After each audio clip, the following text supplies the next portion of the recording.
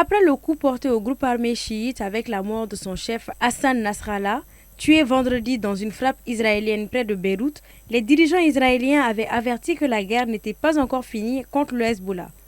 Dans la nuit de ce lundi, Israël est entré dans une nouvelle phase de cette guerre contre le Hezbollah dans le sud du Liban.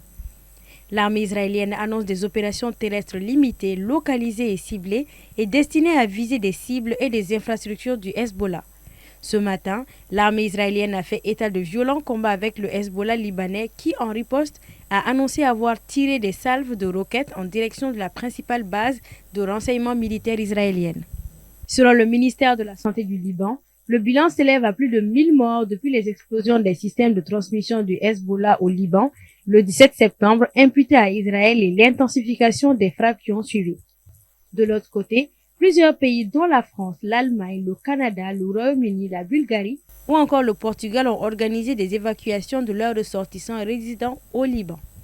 Les agences de l'ONU ont lancé un appel de plus de 426 millions de dollars pour une aide urgente pendant 3 mois, d'octobre à décembre 2024, aux centaines de milliers de déplacés par les frappes israéliennes au Liban.